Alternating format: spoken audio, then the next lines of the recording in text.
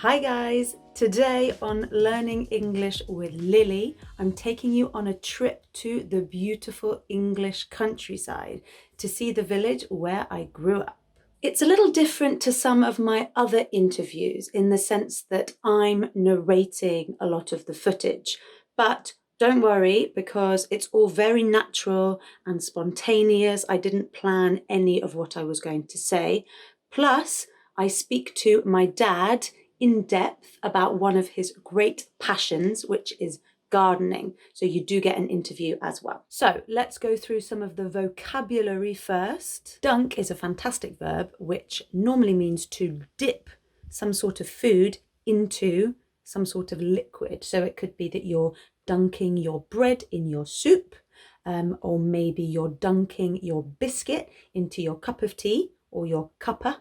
Would you like a cuppa? Oh dear. What's wrong? I dunked my biscuit for too long and half of it's disappeared into the bottom of my cup. Ugh. Nothing worse than soggy biscuit at the bottom of your cuppa. It can also simply refer to dipping something, not necessarily food, into a liquid, often water. So you can talk about dunking your head underwater, which means just dipping it below the surface quickly. Wait with bated breath. This is a fantastic expression which means to wait for something anxiously or excitedly. For example, if you do an important exam, you wait for the result with bated breath. Tautology is when you use two words or expressions that mean the same thing. It's normally unintentional, which means people don't mean to do it. One I hear a lot is revert back. So revert means go back. Therefore, if you say revert back, you're essentially saying go back.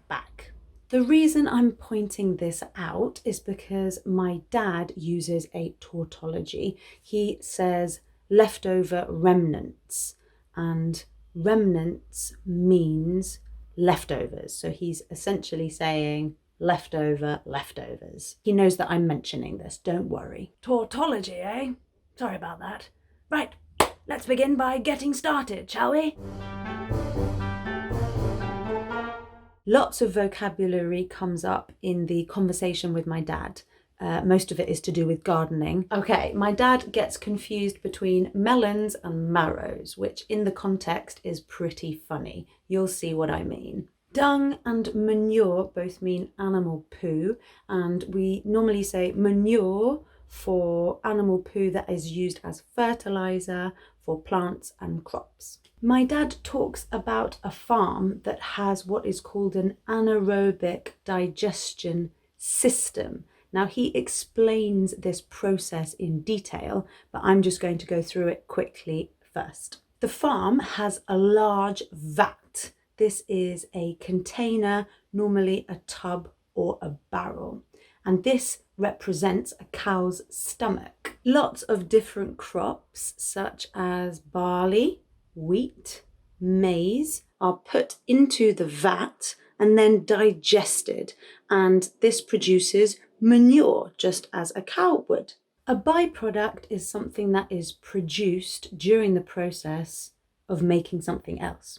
So this process is to make manure, but one of the byproducts is methane gas. Pretty cool.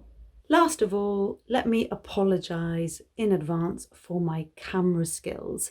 The footage is a little bit wobbly, and I also managed to get my shadow in quite a few of the shots. But hey, I never said that technology was my strong point. I think I've done pretty well with this whole YouTube thing considering. Okay, enjoy. So here I am in my parents' garden. As you can see, it's very green. Bridge behind me, there's a river behind me. This is called the Pill Hill Brook. A brook is a small stream. As you can hear, the birds are singing and the insects are buzzing. And this is where I grew up. So yeah, I'm gonna go for a run in the morning sunshine. It's 9 o'clock, but it's already really quite warm. And then I thought I'd show you around a little bit. Anyway, see you in a bit. My favourite thing as a kid was to come and feed these guys. They're so friendly. Hiya. Hello. Hi. Donkeys. So this is the village church. It's the old graveyard. I've only run about 500 metres and I'm already out of breath. So this long path was where I learnt to ride my bike. Okay, we've reached the hay bales and the rape fields. Such a bright, intense yellow. Okay, so we're just about to enter the last part of the run. This is a kind of wooded area, which is lush in summer, if a bit overgrown. In winter, it's not as easy to run because it gets very muddy. Yeah, it's so funny, I just passed a guy with his dog. We're so awkward when we meet strangers. You know, we hate eye contact. You can't look them in the eye until right at the last moment, just before you pass them. Otherwise, you have to smile awkwardly for 5 seconds. It really makes me laugh because living abroad, this just isn't the case in many countries, but in England, definitely in this part of England, everyone is very reserved when they meet a stranger. Okay, I'm going to carry on running back through the churchyard. Home sweet home.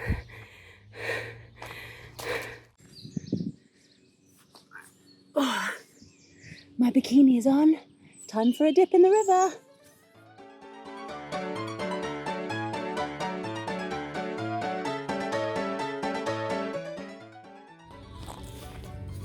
Okay, so here we have the shepherd's hut. This is where my granddad lives. I'm going to show you my favourite part of this house, the river. It's about,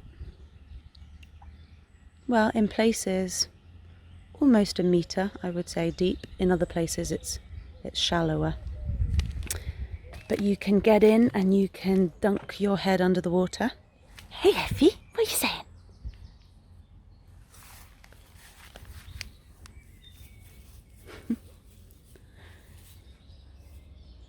Sniffing for a rabbit. Luckily, she never catches them. I'm going to take you on a tour of the garden. So we've got a shed here. Lots of weeds in the river, but look how clear the water is. Now this is a tree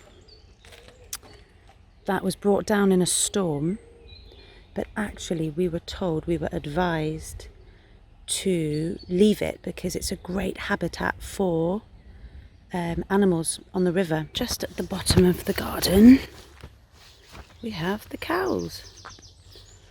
Moo. Right, mate? Moo. I just said, I come in peace. There you go. So they know that they don't need to worry about me. This is a water meadow. Squelch. Ugh, it's really, really muddy. It's like a secret garden, all overgrown. So this is my favourite tree. It's called a weeping willow. I just think it's magnificent. Now this area, the Canada geese and the ducks and the swans really enjoy nesting here. These are the bird feeders. My mum puts live worms in there every morning and the birds go crazy. That's my dad's greenhouse. He's very into gardening. I'll see if I can catch him doing some gardening later. And there's my parents' house. So it's a 300-year-old cottage with a thatched roof. This is the English countryside in all its glory. The Swan family have just made an appearance right here. Shh, it's okay. I'm not a threat. So you can see Mummy and Daddy Swan and baby swans. They're called cygnets. Okay, it's now about 5:30 p.m. and my dad is gardening because in the heat of the day he didn't really fancy it. It's been really hot today. Oh, he's got the hose out.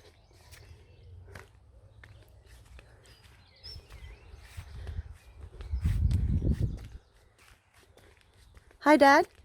Hi, Lily. How's it going? Yeah, it's good. Just watering the plants.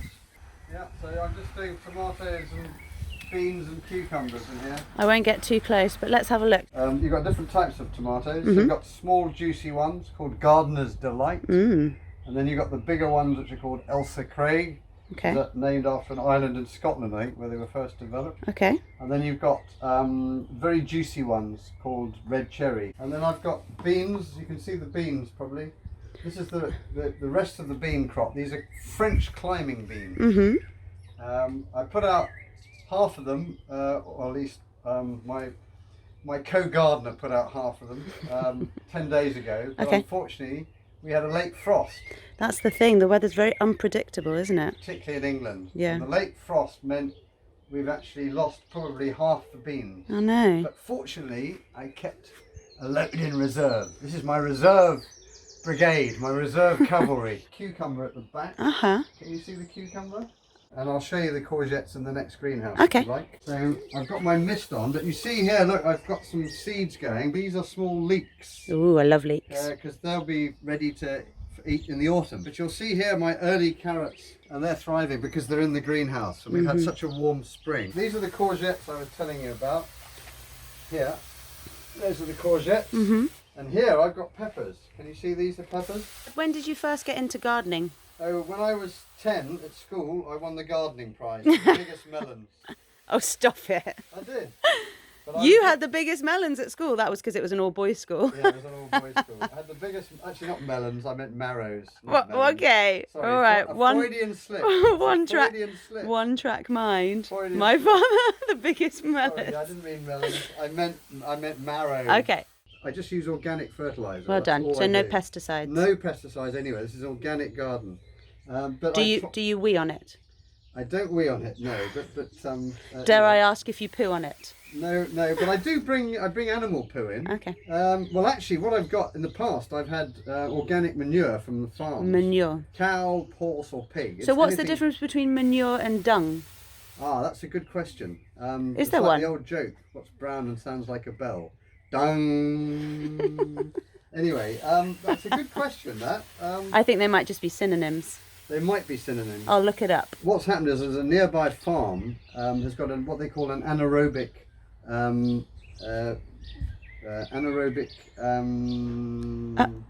Lost for words. Lost it. Anaerobic producer or System. fertilizer, and it produces through putting into this great big vat, which they call it. It's like an artificial cow's stomach. Oh. They put in crops, different crops, corn and maize, wheat, maize, barley.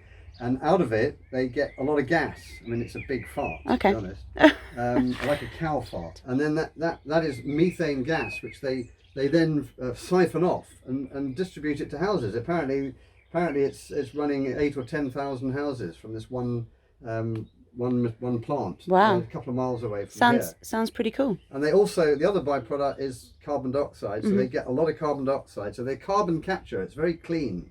And they capture the carbon. And then that's put into bottles to be then used to fizz up beer and juice, I love it.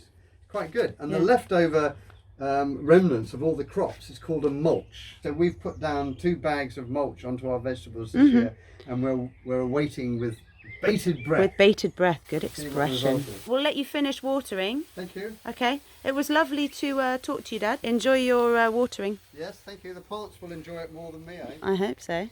So it's the end of the day. It's quite cold, so I've got my hood up. My dad's just inside making some tea for us, and then I'm going to head back to Bristol. I hope you've enjoyed seeing where I grew up. Bye. I do love England in the sunshine. I just wish it was sunny more often. Okay, that's it for this week, everyone. I hope you enjoyed it. Don't forget to subscribe and hit that notification bell if you haven't already. I will see you next Friday. Have a lovely week. Bye.